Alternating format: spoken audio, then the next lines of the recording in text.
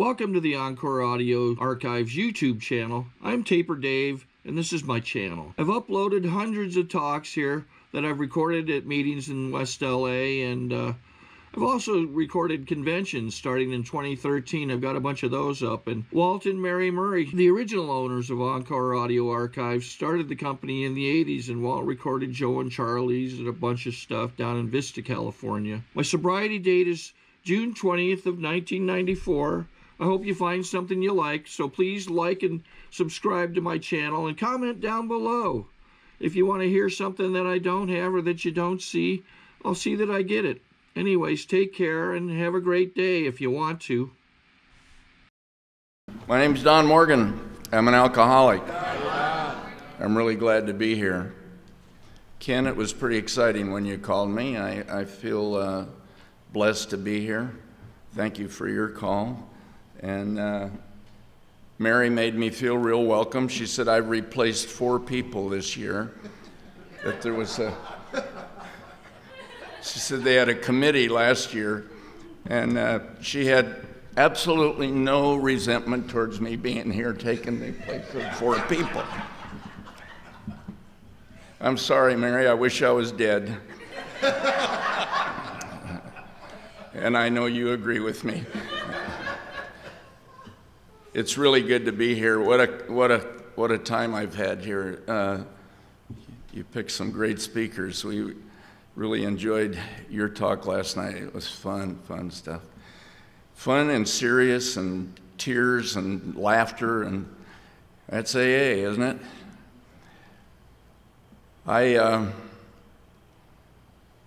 going to talk a little bit about what it was like, what happened, and what it's like now. I guess that's what we do. I don't know anything about alcoholism. I only know what it did to me and that I got it. So everything that I talk about is just my experience. And I've heard a dozen other, excuses for what we are, but I don't know why I have a sister that was raised alongside of me, and she probably couldn't fill that cup with what she's drank in her 75 years. So, my mother was alcoholic. My dad was alcoholic. Her dad was a roaring alcoholic. In 1939, my mother tried to get him to sign a life insurance policy, and she had it sitting right on the table where he could look at it every day, and I'm not signing that thing.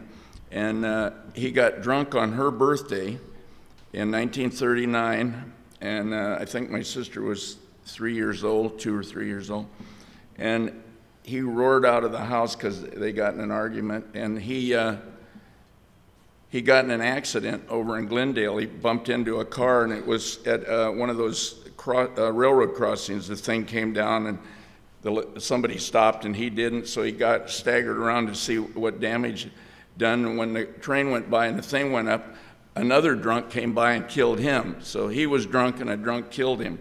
And my sister had to live with that, and she's, as far as I can tell, pretty well adjusted. So I don't know that it rubs off or how you get it or if your parents got it. I know I got it, and that's all that's important.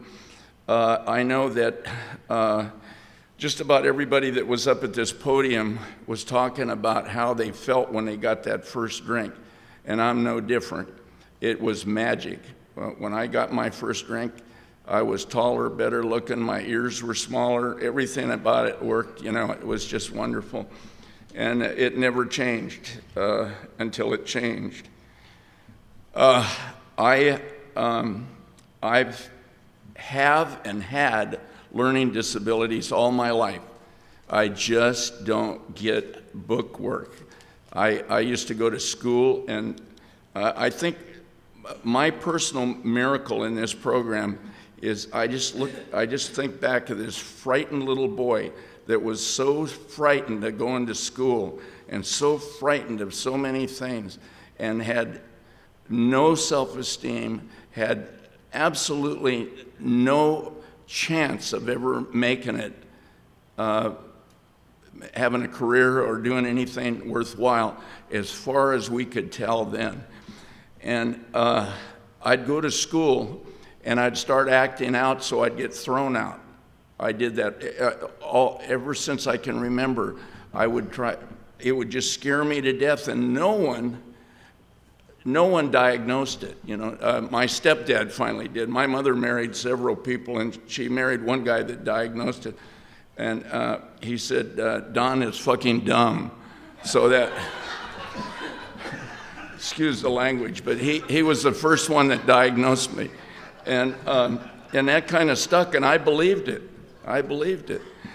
And, but anyway, my dad and mom separated and divorced when I was 2 years old. They both got remarried, and they both had other children, so I was odd man out all the time. And I think they used to have a lottery to see which one I'd go live with for a while. Anyway, it was my dad's turn, and my stepmother was pregnant, and she had a daughter, or they had a daughter, my half-sister, and my dad got fired from Disney because he'd gone out on strike, and Disney fired everyone that went out on strike, and it was the beginning of the war, World War II, not the Civil War. I know I'm an old time, but anyway,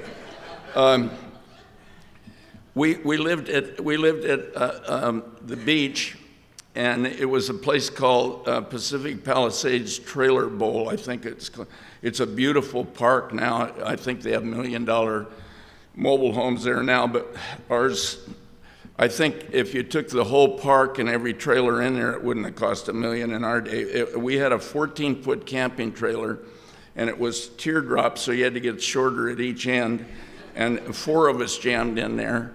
And my stepmother was pregnant, and she wasn't real tickled about me being there anyway, so she was kind of cranky and very glad that I would disappear in the morning. And I just ran wild. Nobody ever worried about where I was. My dad was too busy hustling, trying to get. We used to go fishing almost every day. I thought he just liked to fish. It was for something to eat. So we were pretty poor, but that was my first addiction. They had a card room, and I used to pick all the cigarette butts up, and I'd go sit up on the cliffs overlooking the Highway 1, and I'd light butts, and I'd throw dirt clods at cars. And those dirt clods down there, you ought to try it. They're great. They'd hit, and they'd just explode all over the cars. And the cars would screech to a halt, and you little asshole, and they'd, throw on a puff. I'm 9 years old. But we didn't have television. We didn't have video games, so you had to think of crap, like that. So cigarettes were the first thing that I started. I went for anything you wasn't supposed to do. I mean, I loved that. Drinking has always been my favorite. I loved to drink. I loved it. But I always wanted to be a drug addict because it was illegal. And I liked that feeling. No, I did. I always wanted to do something that, anyway, so that was 9 years old. Fast forward a little bit to 13. This is when my mom married this guy, Ed Tunn, T-O-N. His name was Tunn, and he weighed 265 pounds, and he was 6'6". And I'm just a little shaver, and he did not like me worth a damn. The first time we met, he shook hands with me, and he went, because I gave him kind of a dead fish handshake. He just shook me like this, and I went all the way to my knees, and got tears in my eyes. I said, "What'd you do that for?" He said, "Why don't you learn to shake hands like a man?" And I'm 13, and I said, "Okay, how does a man do it?" He said, "Give me a firm grip." So that was the end. If any of you want to check me out, I got a firm grip now. Anyway, Ed had a bunch of guns, and whenever anybody would give me any crap, I was running away, but I thought it might be. I used to go to a lot of movies, and cowboys and gangsters were my favorite. I just loved watching cowboy movies and gangsters. And there was a gangster movie with Dan Derrier, who some of you might remember, but Mary does, I'm sure.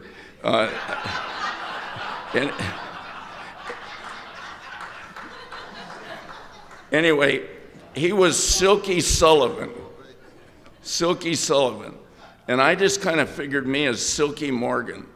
And I used to take one of those guns my stepdad had. My mom had this full-length mirror, and I'd go,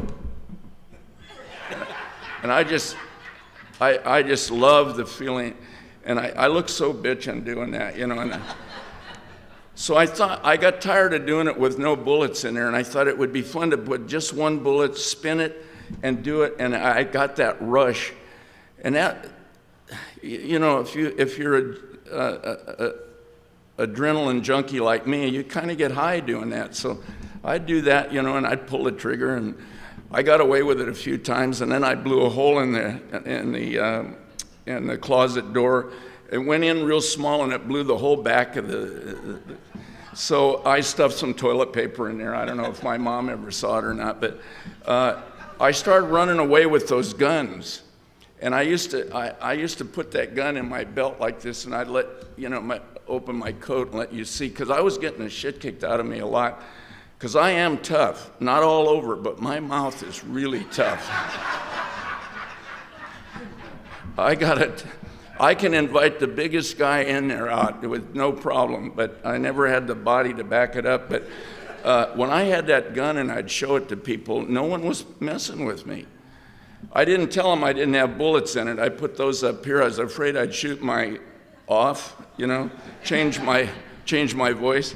So it takes a little of the toughness out when you go, I'll be with you in a minute, you know. Anyway, I ran away and I went to Pasadena, and I got caught over there with this gun, and the judge said, if we ever catch you in here again, we're going to send you away. And I thought sending me away would be Alcatraz or San Quentin or something romantic, you know. I always have wanted to be on death row without actually being there. I want you to know I've been there, you know. So anyway, a couple months go by, and I run away again with another one of Ed's guns. Now there's several directions to go, but I go right back to Pasadena because they told me not to be there again, you know. And I run into a guy, and the guy says, I was talking to this older guy, and he saw that I had this gun, and he said, where are you staying tonight? And I said, I haven't got a place to stay. And he said, why don't you let me take you over to the YMCA, and you can stay there tonight, and you know, they'll give you a bed. So I went over there, and he told him that this kid's got a gun. And so I put the gun in the back so I could sleep on my stomach, and the cops came, and they grabbed me, and they frisked me, and they didn't feel the gun. They threw me in the car, and they took me down to the Pasadena jail. And they're talking to me, and they said, what's your name? And I like the way gangsters used to talk through their teeth, and I said, I ain't got one. And he said, I said, what's your name? And I said, I ain't got one. And he took one of those saps. You remember those saps, any of you, that used to kind of help you remember shit, you know? He slammed it right between my fist. It didn't even hit my hand, but the wind was real fierce. And I said, my name's Don Morgan. I live in Burbank, California. And I've always hated that about myself, you know. Anyway, the judge wasn't kidding. He sent me away, but not to San Quentin or Alcatraz. They sent me to Pacific Lodge Home for Boys. How embarrassing is that? And I was supposed to stay there for I don't know how long, and I stayed 3 days, and I left. And I took a kid with me, and this kid's going, we're going to get caught. And I said, we haven't even left yet, man. And he kept saying, everybody gets caught that leaves here. I said, that's because you're so stupid. You get out there and hitchhike a block from here, and they pick you up. We're going to walk. We're going to walk and walk and walk. And so we're walking. He says, I'm getting tired of walking. You know, shut up and keep walking, you know. So that night we had to figure a place to sleep, and there was some hay bales. It was boonies out in those days. We're walking towards Ventura. So anyway, I said, we'll sleep in the hay bales up there. I'm going to be cold. God damn, man. Got to be tough to run away from a joint, you know. And he started telling me how cold he was, you know, and I said, you know, I'll tell you what you do if you're cold. You take your shirt off, That's all we had was a shirt. And you stand there without your shirt for a while, and you get so goddamn cold you can't hardly stand it. When you put your shirt back on, you're warm. He said, I'm not going to do that. And I said, I don't care, I'm on it. And I stood out there, and I was just colder and this shit, you know, and I put my shirt back on, and I was still colder than shit. And I didn't tell him, I told him I was warm. But anyway, we get up to Ventura, and dang if they didn't take the boys out for a little R&R, and they're up there, and we run right into them. Run away and do all that crap and run right into them. So they grabbed us, and they were gonna take us back. And while they were leading us back to the truck that they brought everybody in, I split. I took off running, and Coldy wouldn't go with me. So I stayed out for a month or so, and I finally went down to San Diego. And I'm sleeping in cars and on the ground and in, you know, whatever, and getting along just fine. And I get down to San Diego, and someone told me about Tijuana. And it was wartime, and there was sailors everywhere. And I slept on the ground one night in Tijuana, and the next morning some little Mexican kids bought me something to eat and told me that if I brought sailors to these girls, get it? Sailors to these girls, that I would get $1 a sailor. Which I look around and there's white hats everywhere, and I think, God damn, I'm gonna make more money than my old man used to make, you know. So I went in business for myself. I went and got one sailor and took him over, and the gal and him got together, and I got my $1. And I went out to look for another one, and about 2 minutes later, I got a cop grab me by the neck, and they didn't bother any of the little Mexican kids, but I went to jail. And I was in jail in Tijuana for 8 days without even being asked my name. And I was scared to death. And guys would say, you know, you're never getting out of here. And oh God, you know, I was just scared to death. I was there 8 days before they even asked me my name. And some guy that had wrecked a motorcycle signed some papers and got me back across the border. And I went running again, and I finally got caught again, and I went back home. Never had to go back to Pacific Lodge Home for Boys. But anyway, that was just the way my life went all the time, and I'd had very few things to drink by then. So by 13, I'm just starting to get into drinking. And I drank like crazy. I wouldn't go to school. I was always in trouble. So when I became 16, I decided pimping didn't work out, being a gangster didn't work out. I got to get me a trade. You know, I used to try to go get jobs, and I couldn't even fill out the paperwork because I had no education. I've never been able to spell. I can read, but I can't spell. Tell me what that's about. Anyway, I decided I'm going to be a rodeo cowboy. Now, I was born in Hollywood, California. There wasn't a lot of lookalikes, but not a whole lot of real rodeo cowboys. So I buy me a hat. I got a belt buckle you could cook a turkey on, and I got some cowboy boots, and I met these guys that rode in professional rodeos, and I became a professional rodeo rider. Now, the one thing about my story that you'll notice is I never, ever made up my mind to do something that I didn't do it poorly. But anyway, I started riding in professional rodeos, and I'm going to the toughest rodeos. I'm going to El Dorado Days in Las Vegas. I mean, where they got the toughest guys and the toughest bucking horses and bulls. I always start high and work my way down. It's just the way I've always worked things. I buy high, sell low, and anyway, I get on these bucking horses and bulls, you know, and you're supposed to. The cool thing is you get all set and ready, and everybody helping you out, and when you're ready, you go. And that's the cool way to do it, and they open the gate, and, you know, but I'd be sitting there like, they'd finally open the gate, and one of us, or maybe two of us, very seldom both at the same time would come out, and so I wasn't real good at it, but I sure loved it, and that's when I really started drinking a lot. I got a fake ID that said I was 28. I was 16. It said I weighed 165 or 70 pounds, something like that. I weighed 117. Said my eyes were blue, they were brown, nothing matched, and no one cared in those days. And I used to hang out down at the river bottom down in Burbank, and there was a couple of bars there, and one bar I was warned to stay out of. Now that's an invitation for me to get there real quick. If it was called the Hitchin Post, and they said, "Well, don't go in there, Don. You'll get your ass kicked." And okay, I'll see you later. And I'm sitting there and I'm ordering a beer and a shot, and the guy asked me for my ID, and he looks at it and gave me a beer and a shot. And I'm sitting there being John Wayne, and the guy next to me grabs my hat. Now, you don't grab a Cowboys 3X Beaver hat and get away with it. So I take it and I put it back on. I said, "Hey, man, don't do that." And drinking, and he grabs it again. I said, "Quit messing with my lid." And so the third time he did it, I grabbed it back and I went around the side of him and I kicked my hat back like John would do. And I said, hey, partner, that's how you talk if you're a cowboy.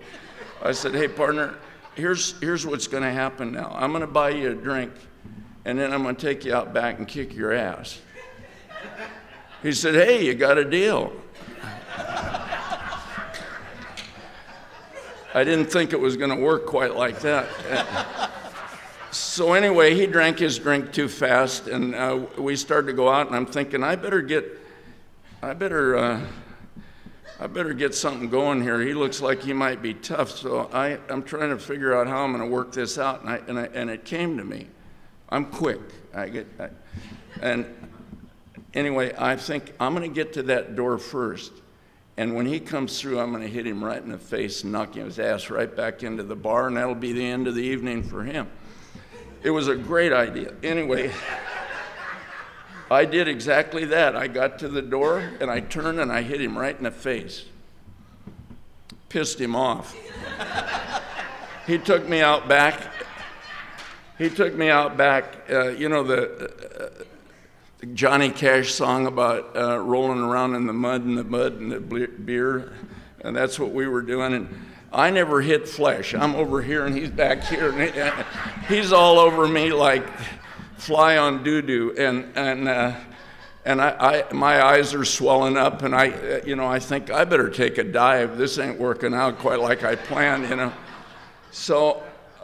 By then there's some people watching, and I got one of my best friends that I just met that night, Tubby, and I go down, and Tubby picks me up, and he goes, "You got him now. He's getting tired," and he kept throwing me back in there,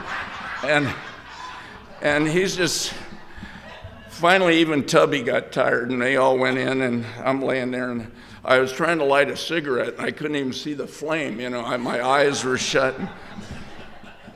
So anyway, that was 16. So I kept that up for a while, and then I thought I better change my job application here. And so I married a gal that was a much older woman than me. I was 20, and she was 27. And you know how cranky they get when they get old, And she was as cranky as they got. She wanted me to go to work, and she had a kid, and she wanted me to go to work, and she wanted me to quit drinking. And by then I was smoking a little pot and dropping a few pills. I did that a lot. I did not like pot. I just did it because it was illegal and other guys were doing it. But I smoked bales of it. But I didn't like the way it slowed you down, so I always. I had a guy that used to sell us a roll of bennies, Benzedrine, speed. And our night out, I had a 1941 Ford that was pretty recognizable where the dents weren't. And we'd get in there and smoke that marijuana, and we'd open a bottle of wine and throw it. It was always cool to throw the cap away, because you were serious drinkers. You didn't need a goddamn cap. So we'd drink and we'd drop those pills, and and I'd say, "I'll drive,"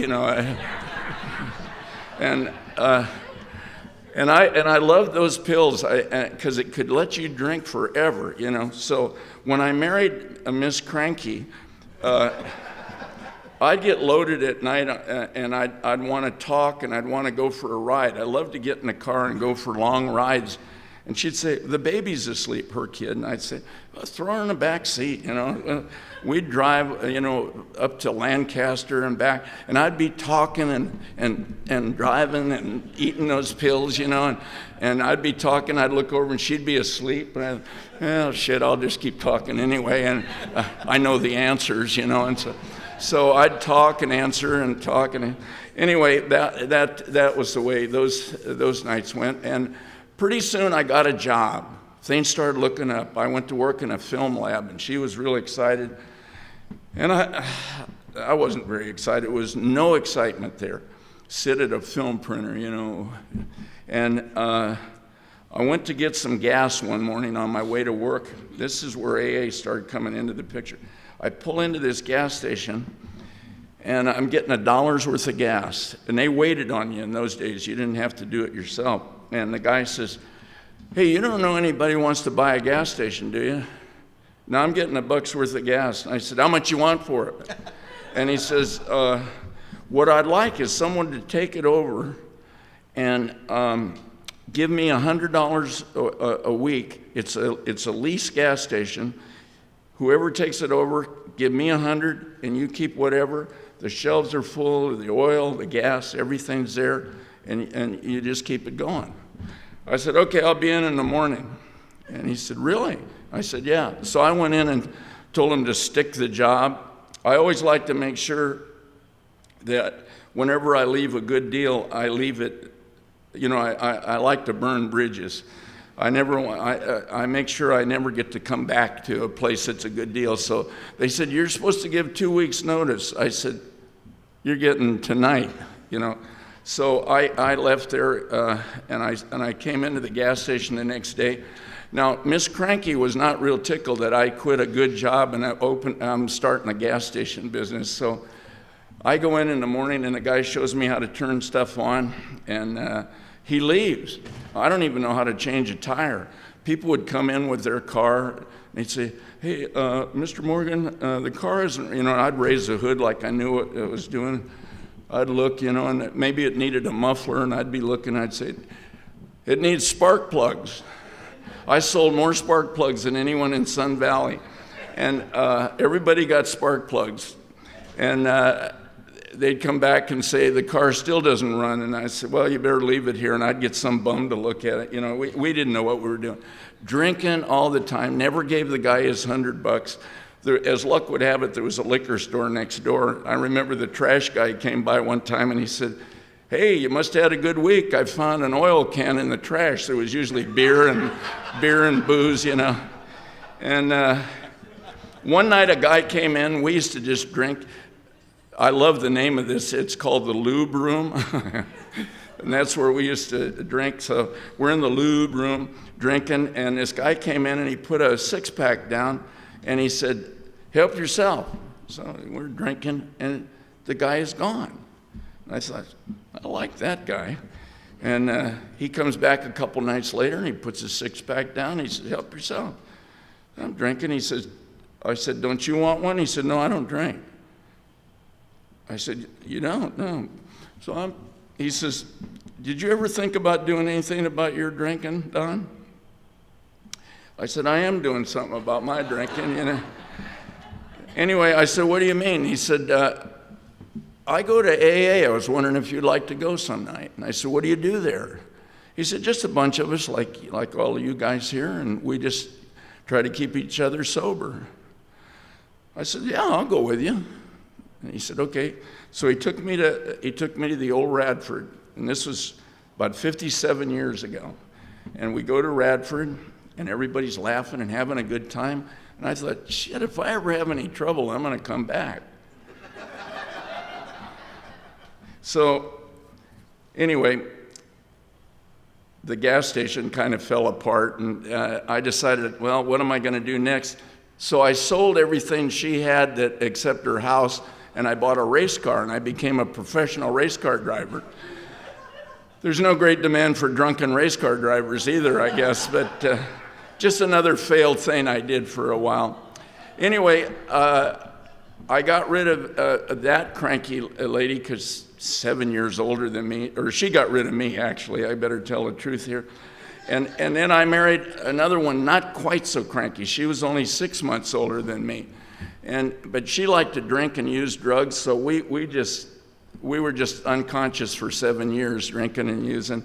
And then I thought, what I've done wrong is marrying these older women. So I found one that was 13 or 14 years younger than me, and I married her.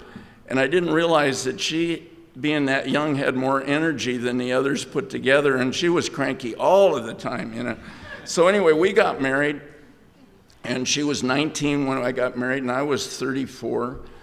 And the 6 weeks we were married, and I was just drinking at work. I was working at Technicolor, and I'd get a little bombed in the daytime and go home eating mints and stuff, and she'd say, "Did you drink today?"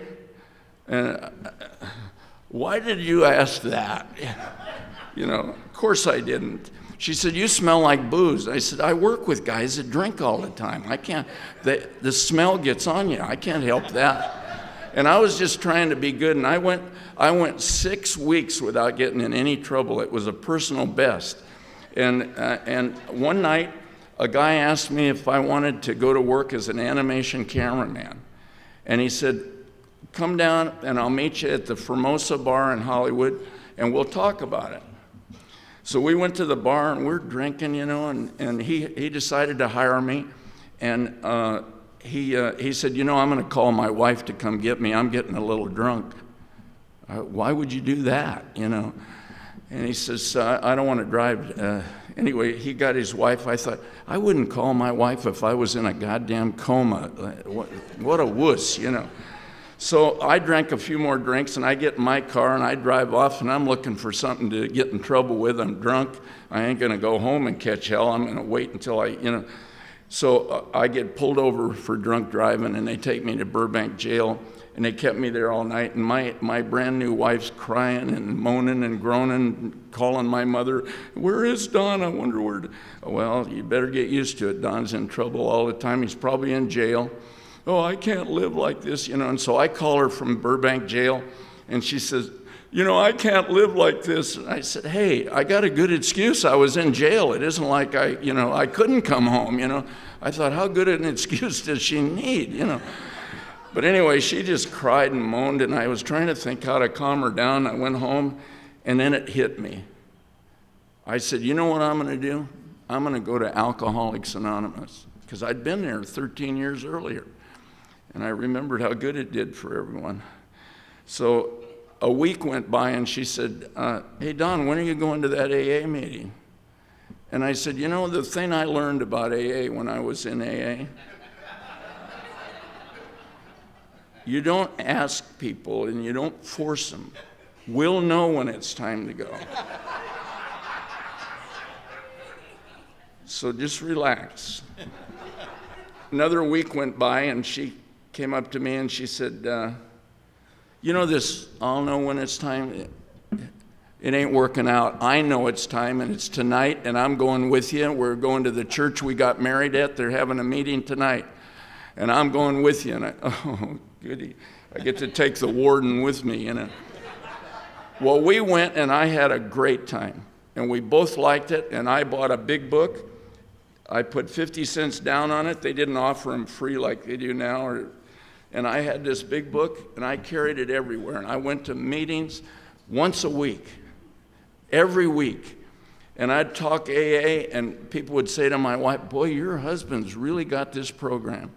And I learned all the buzzwords, and I made sure that book was here where you could see that I had that. I never opened it, but I had it here with me all the time. And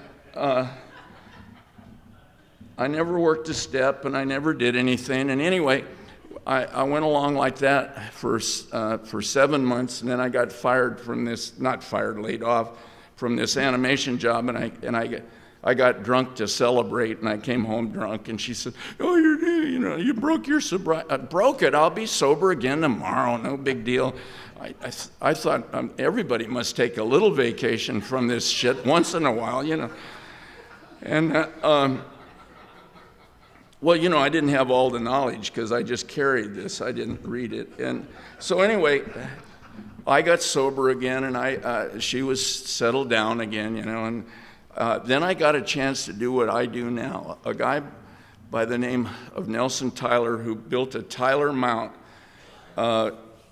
My dad had worked with his dad, and I got acquainted with him, and I thought, I'm so goddamn, I'm a rodeo rider, a race car driver, a pimp, a gangster, and I'm working in these damn jobs. I need some excitement.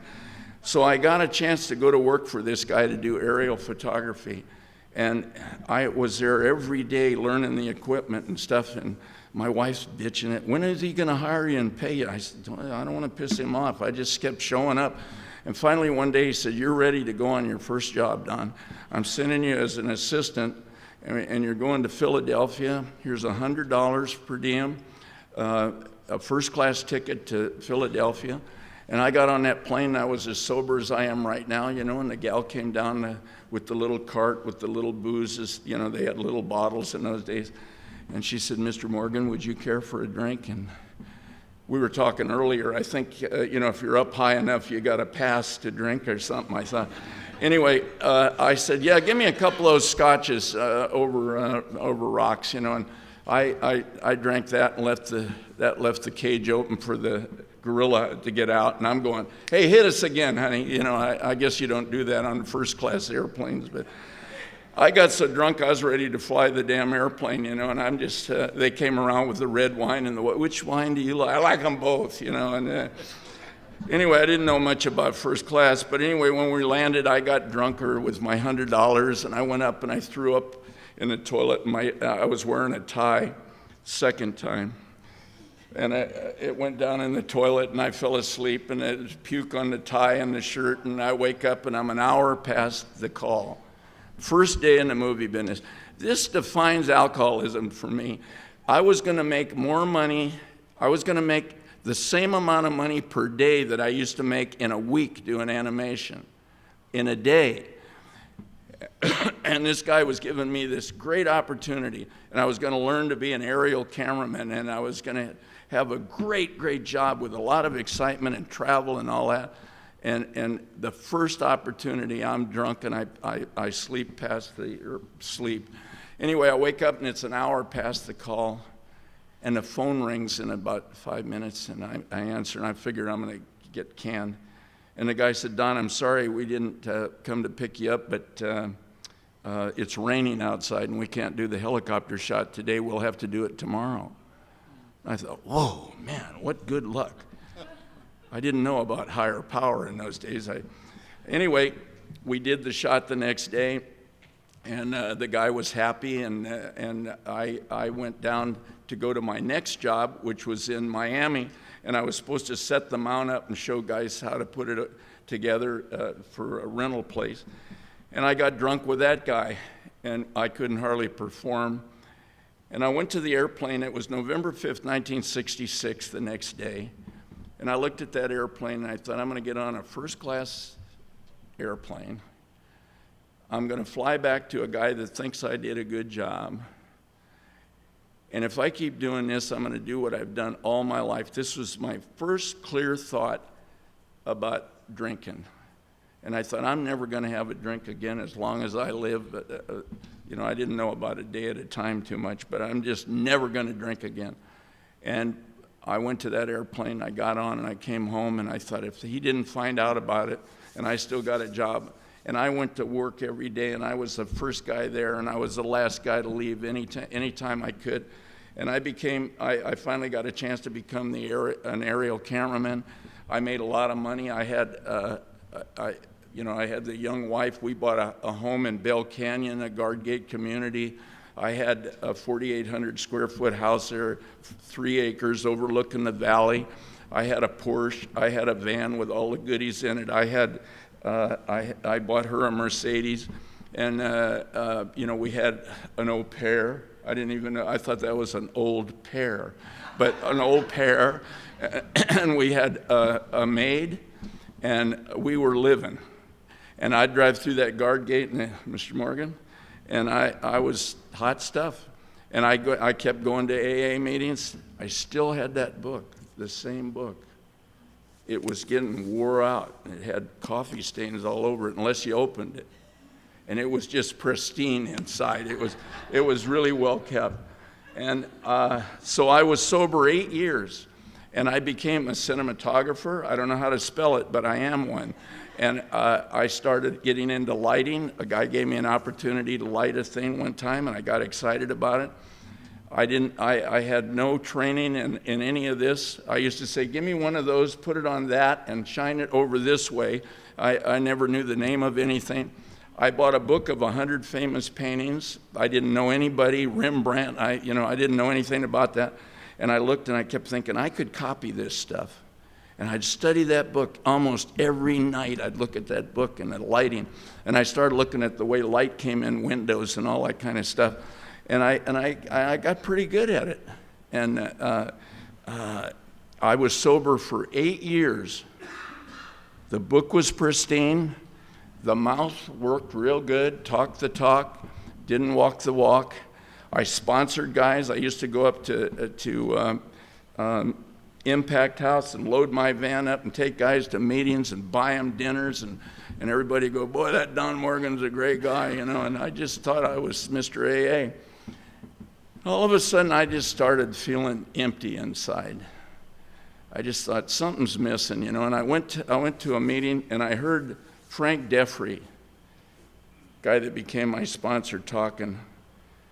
And man, this guy was so spiritual. I thought, I got to get a hold of this guy and I got to start doing something different. So I got his name and I said, could I come see you? And he said, yeah. So I called him one day and I went over to his place. And Frank was a very kind guy. He says, what do you want? And I said, well, I'm having trouble meditating. Now, I hadn't done the other 10 steps, but I wanted to work the 11th step with him. And he said, I said, I want to work the 11th step. I just, my mind goes every which way when I'm trying to meditate. He looked at me and he knew I was sober 8 years, and why he would do this, I don't know. But he said, did you do an inventory? And I said, well. He said, fuck well, did you or didn't you? And I, oh my God, it's cranky, you know. And I said, well, I sort of did. And he said, what's a sort of did inventory? And I said, well, I've told everybody everything I've done. He said, yeah, I bet you have. He said, what have you been doing around here, Don? I thought, well, this will cripple his butt. I said, I sponsor about 15 guys. He said, you do what? I said, I sponsor guys. He said, what do you talk to them about, Don? And I said, AA. He said, you don't know anything about AA, Don. And I said, what's that supposed to mean? He said, you're dangerous. And I said, what do you mean dangerous? Someone might think they can get away with a program like yours. And I thought, what the hell's with this guy, you know? And so he said, do you want me to be your sponsor? And I lied to him and said yes. And he said, well, the first thing I want you to do is cut those guys loose while they still got a chance. And I said, what the hell is that supposed to mean? Just what I said, cut them loose. So he said, and the next thing I want you to do is do an inventory. And I said, Frank, I can't spell. I can't do an inventory. I can't write. I said, how about I do one on tape? And he said, no, we don't do them on tape. And I said, what if I was blind and I start the Don Morgan hustle, you know? And he said, okay, all right, do one on tape and let's see how it goes. But go cut them guys loose. So I went up and I cut all these guys loose except one. Said, I'm sticking with you. I don't give a shit what he says. I like our Don Morgan Let's Do Nothing program. How about we do step 0 again, Don? You know. And so anyway, every night he'd call and he'd say, what's he got you doing now? You know, he thought it was a big joke. Anyway, so I had one underground baby that I never told Frank about. And so I did this, you know, I'm in the movie business now, so I set up this little tape recorder. Don Morgan for sobriety, you know. Play it back. Yeah, it sounds great. Okay. So I do 5 hours of tapes. 5 hours. So I called Frank and I said, hey, Frank, I'm ready to come down and play my inventory for you. And he said, okay, come on down. So I go down Saturday and I put it down and I turn it on and he listens. He goes, shut that goddamn thing off. I said, what's wrong? He said, what the hell is that? I said, it's my inventory. He said, sounds like an episode of As the World Turns. I can't listen to any more of that crap. And I said, Frank, there's 5 hours. You only listen to 1 minute. What? He said, well, don't drink till we're done, you know. So every week I'd go driving back and forth up to Bell Canyon and back down to where he lived. And I was scared to death that I might have a wreck or something and somebody would find those tapes and listen to them. I mean, that could cripple a guy, you know. I never thought that I couldn't even get him to listen to them. Who in the hell else would listen to them, you know?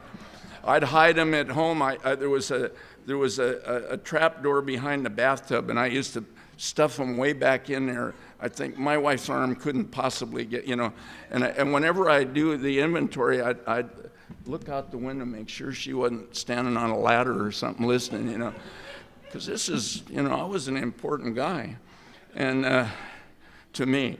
And so finally, I got tired of packing them back and forth, and I said, Frank, can we leave these tapes here? And he said, yeah. And so I left him at his place, and one time I called him, and I said, can I come down Saturday? And he said, no, don't come down this Saturday. I got some guys over here. And I said, what are you doing?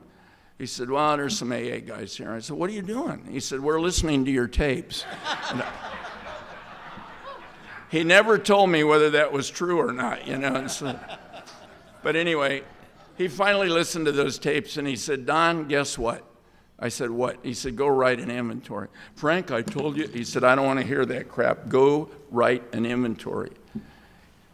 Everybody that doesn't understand not being able to spell tells guys like me, get a dictionary. When a guy like me gets a dictionary, you go, maybe it's in the B's. It don't work. Anyway, I wrote an inventory. It was probably misspelt, but I could read it to him. And I read him 27 pages in the columns like he told me to do. And he got up and he welcomed me to Alcoholics Anonymous, and I'd been here for 8 years. I wasn't any more sober right after I did that. But I got a feeling that I've never had in my life. I finally did something where you start here and you do the stuff that you're supposed to do. I've always tried to start here. I wanted to be Mr. AA without doing any of the work. I wanted to be the best rodeo rider without, you know, practicing somewhere else. Best race car driver. I wanted to do all of that stuff. Never could accomplish it. Frank got me into the steps, and I have never had a bad day since. 8 years sober, 44 years now, never had a bad day since. I've had bad parts of a day, bad hours, but he taught me how to start my day over, and I've never had a bad day since. He got me into service. He got me working with other people. He got me picking people up, which I was already doing, but it changed my entire life. Anyway, Frank died about 7 or 8 years ago, and I went and saw him he had throat cancer and he couldn't talk, and he wrote a little note. He said, I thought I was going to die before you got here, and he smiled, and I thanked him for what he gave me, because he was the first guy that broke through this shell and got me doing the work. And, you know, I'm an active guy now. I'm pretty active. And that wife that we had all the goodies, we got a divorce. We had 4 kids. I had a kid by my first wife. I've had 5 kids. All of my kids my first son saw the blueprint of an alcoholic addict, and he followed that blueprint. He went to prison. He did all the stuff I did. He got sober in AA. He was sober here for 14 years. He got religion, and he's still sober, and he's still seeking God, and he's a very successful guy. I became a pretty good cinematographer. I met my present wife, who was my girlfriend for a while. She was in AA, and I fell in love with this AA gal, and we started hanging around, and we never argued. My ex-wife, we argued all the time. I'm not sure she even knew I left, you know. I call her now, and she's still arguing about something that happened 20-some years ago, you know. Well, have a nice day, you know. And my kids go to her for money and me for advice, or, you know. She got a lot of money from me, and that's another thing that I'd like to say. The one thing that you learn after you've been around here a long time, like me, 44 years, is I didn't learn any more about the program after the first 8 or 10 years after I started doing the steps.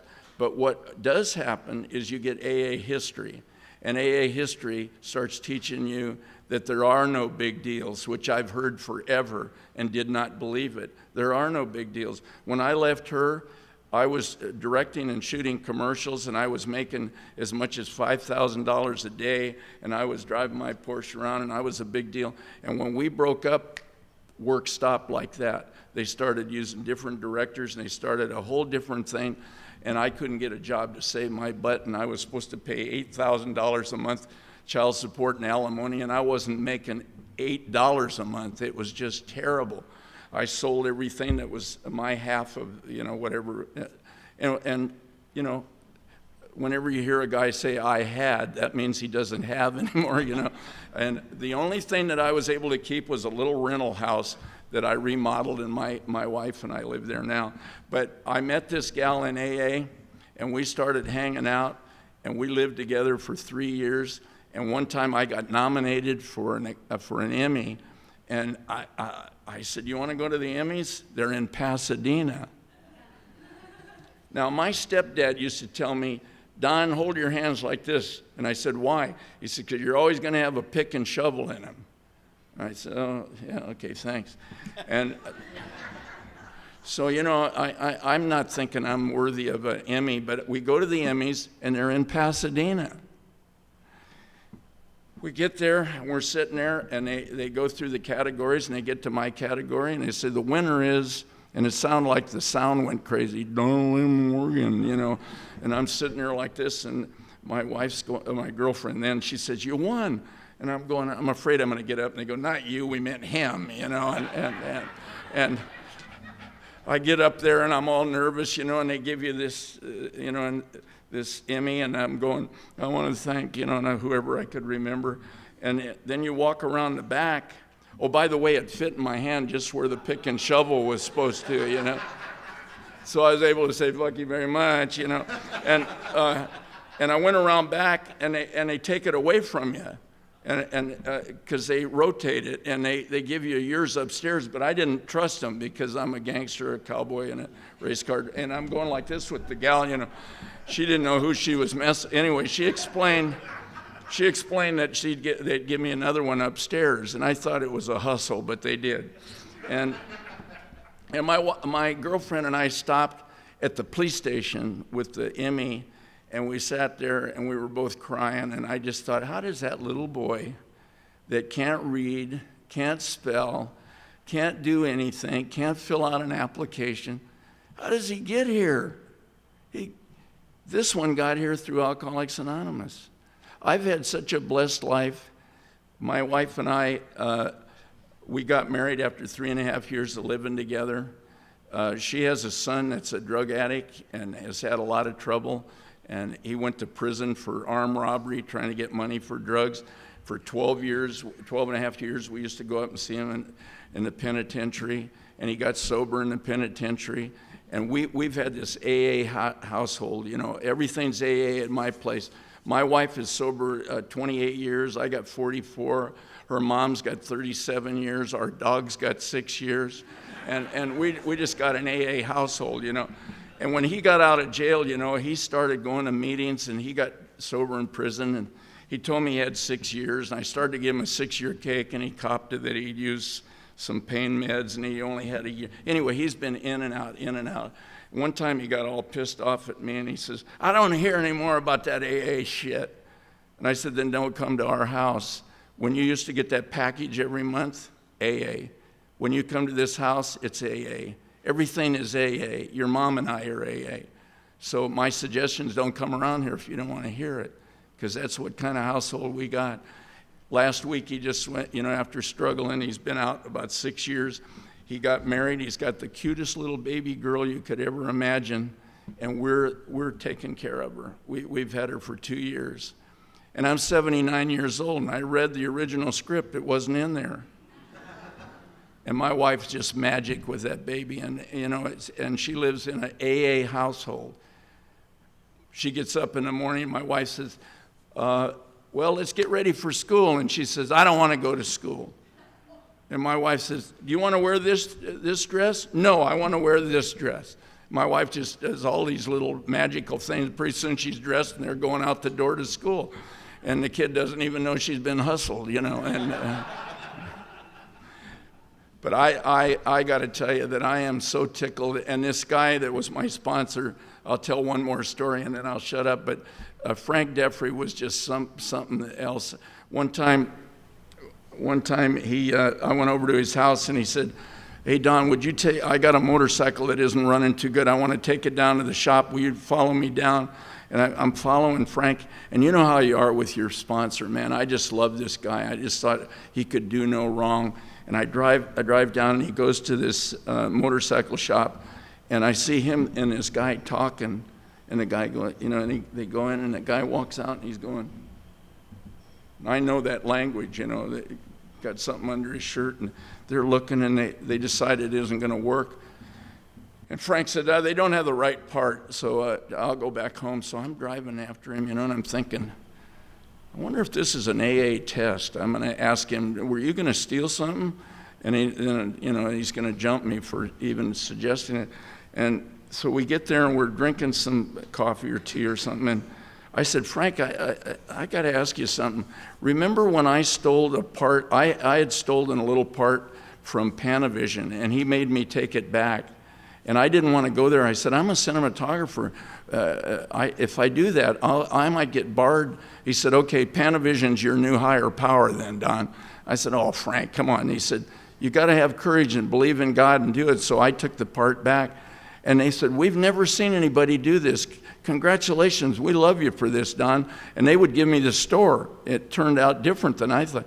So I'm thinking, he told me to take that part back. So I said, Frank, were you going to steal that part? And he said, yeah. And I said, what's the deal?